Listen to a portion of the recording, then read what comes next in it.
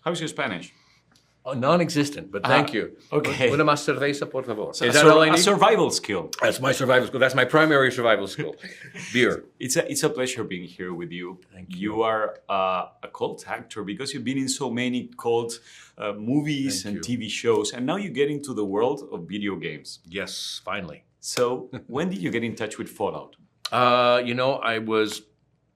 They reached out to me, and I had a chance to meet with Jonah Nolan and the writers, and they were so lovely, and they were so excited about the story that we could tell together that I just felt this is something that I really want to be involved with. I mean, I love the story. I was not familiar with the game, but I love the story that they created.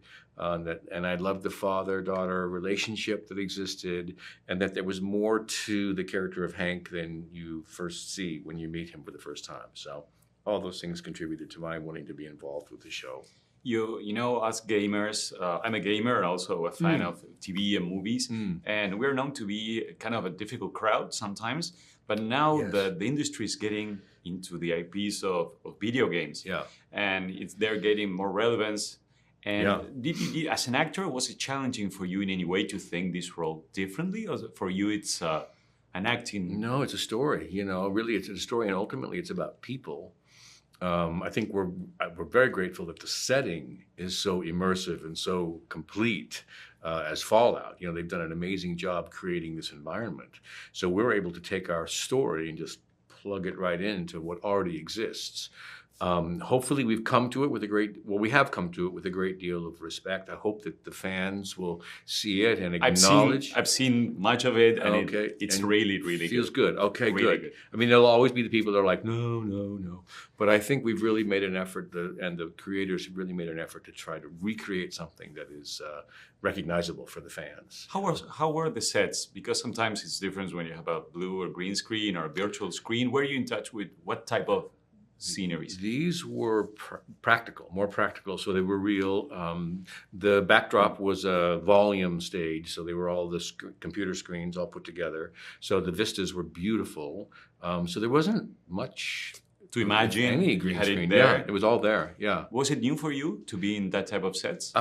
It was. The volumes, it's the first time I've ever worked on a volume stage like that. When we did Dune, we did a lot of green screen. That was right in the very early stages of green screen, or blue screen, we called it. And since then, not too much work, but this was more realistic, easier to work with. Cool. Yeah. Two questions. Yeah. First would be, in Fallout is very important what you take with you to survive. Could you imagine the three things you would take to Wasteland? Oh, you'd need a weapon, probably some rope, and I'd find a dog somewhere. I'd take my dog. They are very useful companions. Very useful. I agree with you. Do you imagine Timothée Chalamet doing Fallout in 40 years? Oh my God, it'd be amazing, right? Yeah. See how many series we can do.